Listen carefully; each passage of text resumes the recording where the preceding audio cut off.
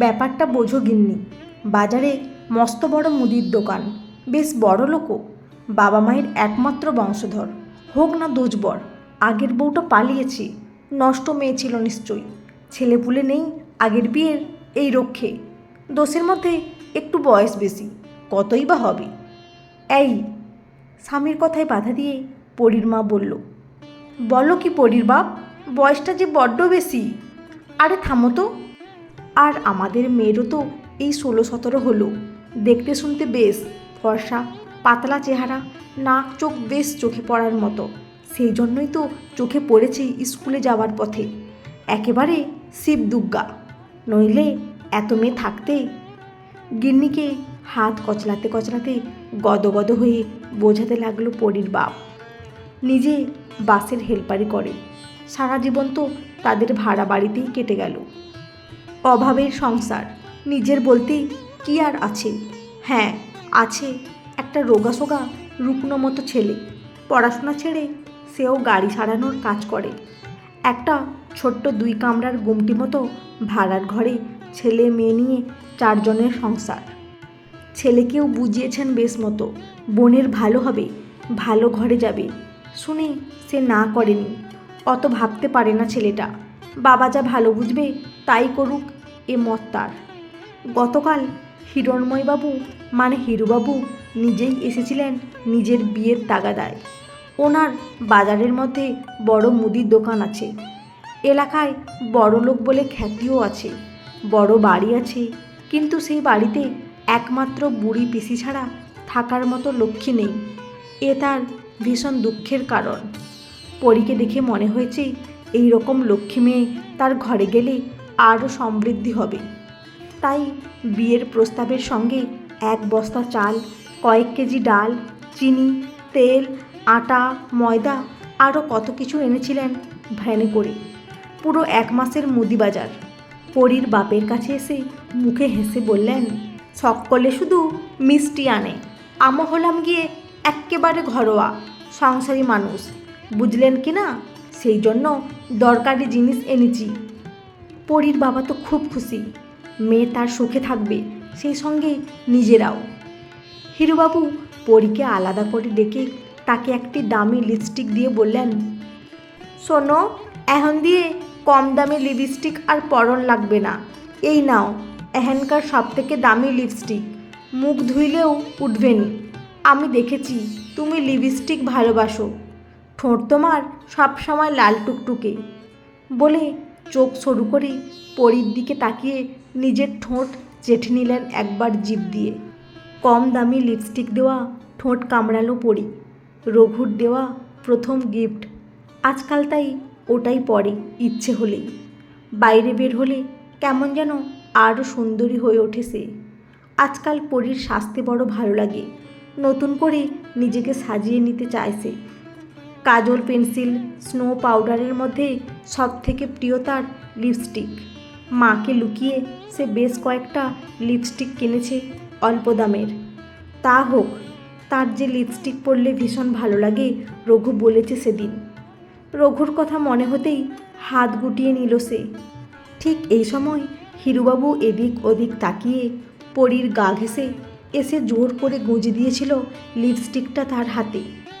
সেদিনই তীব্র সেন্টের গন্ধ থেকেও কেমন এক অজানা গন্ধে গা গুলিয়ে উঠেছিল পরীর। কিন্তু কি করবে সে? বাপের কথার বিরুদ্ধে যাওয়ার সাহস তার ছিল না। হিরুবাবু চলে যাওয়ার পরে স্বামীর কথায় পরীর মা তবুও গোঁজ হয়ে থাকে। পরীর বাপ আবারও বলে, ভেবে দেখো গিন্নি, মেয়ে সুখে থাকবে, আর মেয়ের সুখে আমাদের ছেলেটারও। গিন্নি চুপ করে ভাবতে থাকে, বড়লোক সব ঠিকই আছে, বিয়ে হলে অনেক সুবিধাও, কিন্তু মেয়েটা এখনও ছোট ছেলে মানুষ। মাধ্যমিকে ভালো রেজাল্ট না করলেও 2nd ডিভিশন পেয়েছে, ভর্তি হবে। এই সময় এই বিয়ের প্রস্তাব। মুখে বলল, সব ঠিক আছে, লোভে পড়ে মেয়েটার সর্বনাশ যেন না করে বসি, ওনার বয়সটা বড্ড বেশি। পরীর বাপ এবারে ধমকে ওঠে, থামো তো, বয়স একটু বেশি ভালো, তাছাড়া ওনাকে দেখলে কেউ বলবে বয়স হয়েছে? লম্বা, ফর্সা, চওড়া, বোঝাই যায় ভালো বংশের ছেলে। মেয়ে আমার সুখে থাকতে বাধ্য। এত গুণের অধিকারী যখন, তখন পরীর মা অবশেষে নিম রাজি হবে কি না হবে ভাবছে। এমন সময় পরীর বাপ মোক্ষম কথাটা বলল, কোনো খোঁজই তো রাখো না মেয়ের। সেদিন দেখলাম ওই পাড়ার রঘু ছোকরা তোমার মেয়ের পিছনে পিছনে সাইকেল নিয়ে যাচ্ছে, আমায় দেখে লুকোলো। শোনো গিন্নি, সুন্দরী মেয়ে আমাদের, আজকাল আবার সাজতে শিখেছে দেখি, কাজল পরে, ঠোঁটে লিপস্টিক দেয়। তাহলে তো আরও হয়েই গেল। মাছির মতো ভনভন করবে যত বকে যাওয়া ছোকরারা মেয়ের চারিদিকে। তা সেই রকম কোনো বদ ছেলের হাতে পরে মেয়ের দুঃখ দুর্দশায় চরম সর্বনাশ হওয়ার থেকে এই রকম সৌম্যকান্তি ধীর স্থির বর হওয়া অনেক ভালো। গিন্নি বোঝে ঠিকই, অবশ্য নিজের বয়সটা মনে পড়ল। এই বয়সে সাজতে সব মেয়েরই ভালো লাগে, এর মধ্যে তো খারাপ কিছু দেখেন না তিনি। মেয়ে তার বড্ড মুখচোরা, সাজচরে রা নেই, প্রেম টেম করে না, একটু সাজগোজ করে শুধু। সে তো এই বয়সে সবাই। গিন্নিকে চুপ করে থাকতে দেখে পরীর বাপ অস্থির হয়ে উঠে ফের বলল, আর বয়স বয়স করছো? বয়সকালে বিয়ে, তাতে তো আমাদের পরিমাকে একেবারে মাথায় করে রাখবে গো। পরীর মা বেশ কিছুক্ষণ ভেবে হ্যাঁ বলে দিল অবশেষে। ঘরের বাইরে থেকে সবটুকু শুনে মেয়ের চোখে জল এলো। রঘুকে তার ভালোই লাগে বরাবর, কিন্তু রঘু কি পারবে তাকে উদ্ধার করতে এই পরিস্থিতি থেকে? পরি জানে রঘু পারবে না, কিচ্ছু করার নেই তাদের দুজনেরই। রঘুর সবে ক্লাস 12। পরীর বাবা যে স্বার্থে মেয়েকে বিয়ে দিতে চাইছিলেন, সেই স্বার্থ চরিতার্থ হলো অবশেষে। জিতে গেল হিরুবাবুও। দিনক্ষণ দেখেই খুব দ্রুত বিয়ে হলো কোনো রকমে পুরোহিত ডেকে। তবে হিরুবাবু পরীকে সোনার গলার হার, কানের দুল, শাঁখাপলা বাঁধানো আংটি সবই দিয়েছিল। পরীর মায়ের চোখে হাসি ফুটল। গা ভর্তি গয়নাগাটি শুদ্ধ সিঁদুর পরা মেয়েকে দেখে পরীর মায়ের শান্তি হলো। মনে মনে ভাবল, হিরুবাবুর মন ভালো, যাক মেয়ে আমার রাজরানী হলো।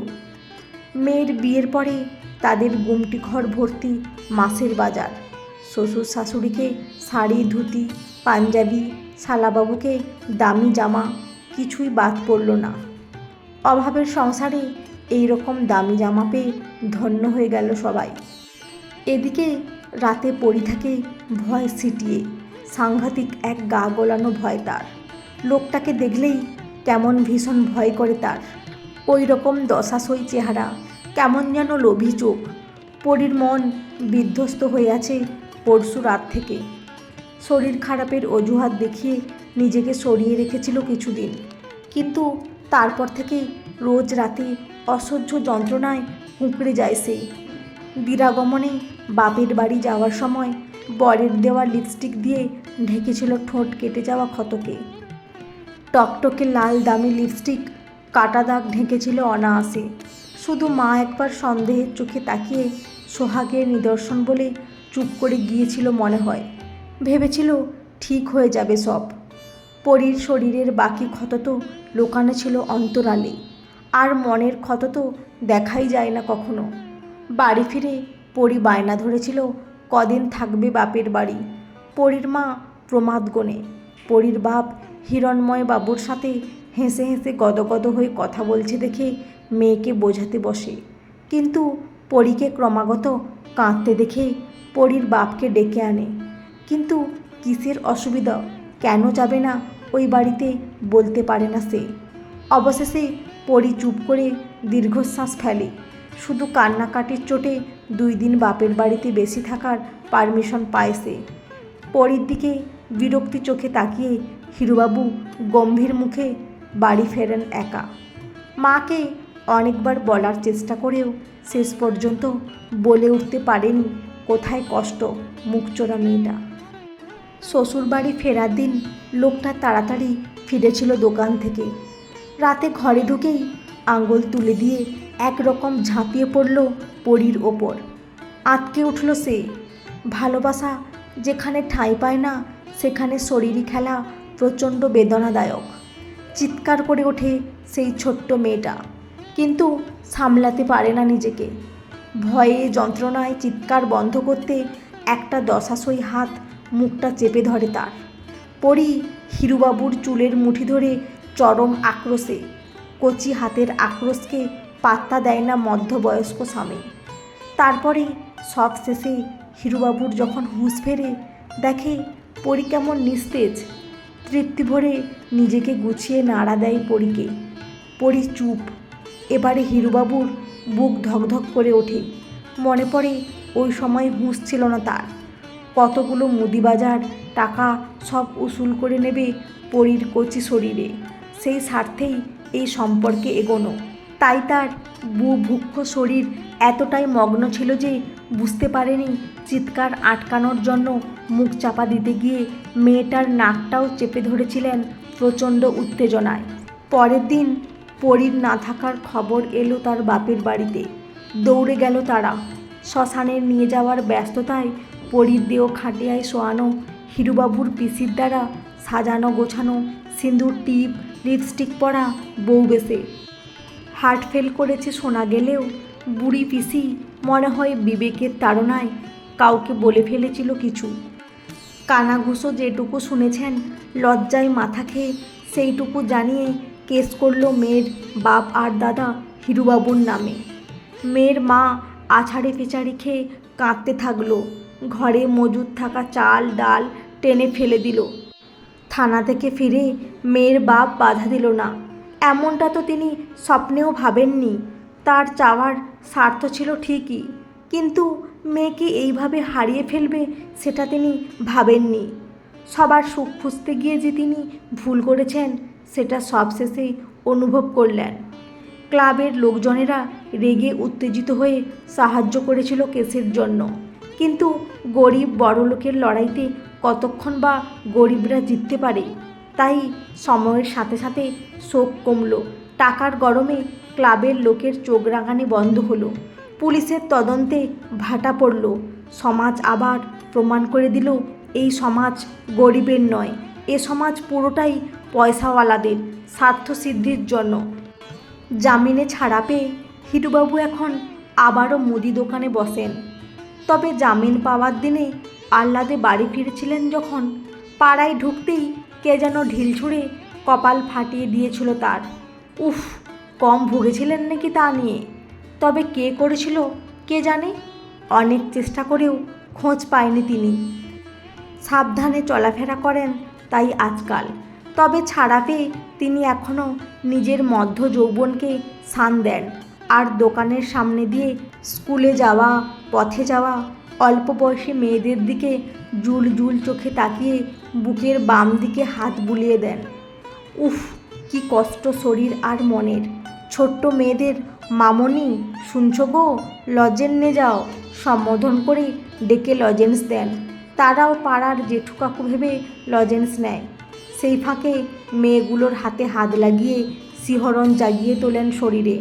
আর আফসোস করেন সেদিন নিজেকে সামলানো উচিত ছিল তার, কিন্তু পারেননি। কেস ধীর গতিতে চলছে, কিচ্ছু হবে না তিনি জানেন। তবে মুশকিল হলো আজও কোর্টে হাজিরা দিতে গিয়ে তার আর বিয়েই করা হলো না। তাই একটু আত্রু ছুঁয়ে দুধের স্বাদ ঘুলে মেটানো আর কি। পোড়া কপাল তার। বছর ছয়েক এইভাবে কোর্ট কেসে দৌড়াদৌড়ি করে কাটল।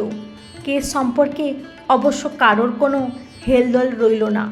টাকা পয়সার আর কাজ কামাইয়ের পেরে ওঠে না পরীর বাপ। পরীর অল্প বয়সী দাদা বরাবরই শান্ত রুগ্ন। বোনের শোক সামলে সে আরও শান্ত হয়ে পড়েছিল পরিস্থিতির চাপে। পরীর মা আবার হয়তো সব ভুলে সংসারে মন দেন।